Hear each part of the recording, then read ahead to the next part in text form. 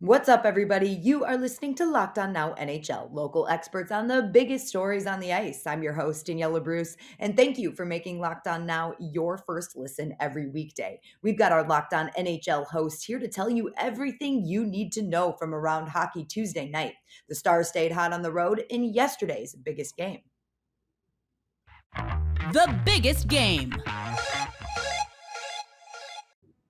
The Dallas Stars went perfect on their four-game road trip, capping things off on Tuesday with a win over the Devils in New Jersey. After Dallas dropped 5 goals on the Devils, our Lockdown Stars host looks over the crowded box score for us post-game.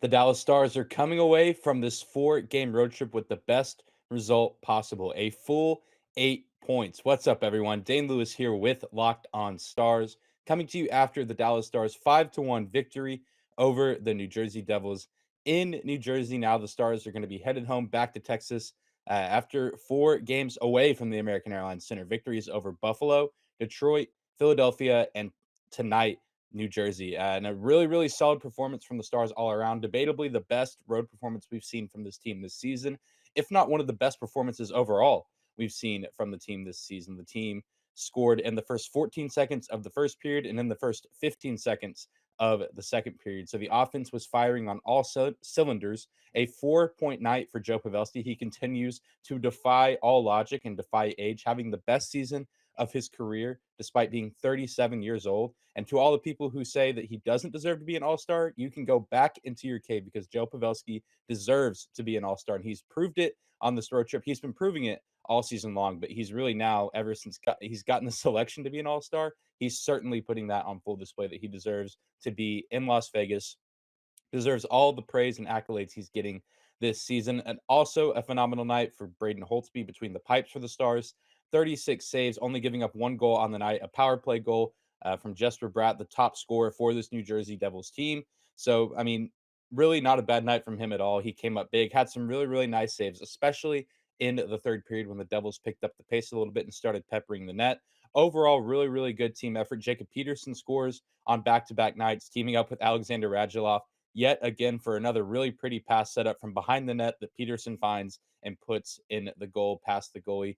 Really, really good road trip from the Dallas Stars. I'm excited to see how they'll be performing over the next several games. The next 2 games they have are going to be at home against some pretty difficult opponents in Washington and Boston. But we have a lot to talk about on tomorrow's episode of Locked On Stars in regards to this New Jersey game, and we're going to break it all down tomorrow, and I will see you guys there. A frustrating loss for New Jersey, and it leaves our Locked On Devils host with a lot of questions. He's here to ask them after New Jersey was blown out and looked foolish along the way. What's up? This is Trey Matthews of Locked On Devils, and here is my post-game reaction. The New Jersey Devils lost to the Dallas Stars by a score of 5-1. The big headline going into this game is that Mackenzie Blackwood is out with a heel injury, and it raises the question, why did Lindy Ruff play him when he wasn't 100%? It makes no sense. And looking at this game, Akira Schmid, absolutely not. Did not look good at all. How do you let up 4 goals on 17 shots? How does that happen? Worst first period, or probably one of the worst first periods we've ever played this season.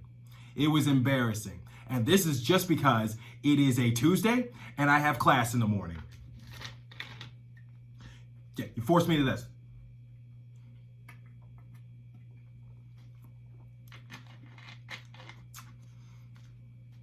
Like I said, just because I have class in the morning and I am a responsible adult. The Philadelphia Flyer made history last night in our best performance. The best performance. Hold up. The Philadelphia Flyers set a pair of records yesterday. Keith Yandle made history by playing in his 965th straight game, a new NHL record. Philadelphia lost for the 13th straight game, a Flyers record that left our Locked On Flyers host with mixed emotions. One, he tried to sort out postgame. Russ Cohen here from the Locked On Flyers podcast. Flyers dropped another one, 4-3 to the Islanders. 2 points each for Zach Parise and Matt Barzal. Tough game. Their 13th loss in a row. That now sets a club record for futility. They're 0 for 2022. they just, they lost a 2-0 lead. I mean, Giroux got a nice goal. Jerry Mayhew got a nice goal, but they can't hold the lead, and then they don't fight back enough. And this is a team that you could eventually overcome by just playing tough in the crease and overloading the goalie. I mean, Martin Jones gives up 3 every time he's in net, but you know what? I'm not going to hang this game on him. Keith Yandel set the Ironman record, but again, what does that mean if your team keeps losing? So that's it. Listen to the show. Catch you next time. Yandel was named the third star of the game, and the Islanders were the beneficiaries of loss number 13 by the Flyers, coming back from down 2-0 to tie things up before the end of the first and take the lead in the second. Locked On Islanders tells us how New York turned things around so quickly to take that lead away and ultimately take the game. Gil Martin of Locked On Islanders here. The Islanders come away with a 4-3 win over the Philadelphia Flyers. A typical Islanders win in some ways.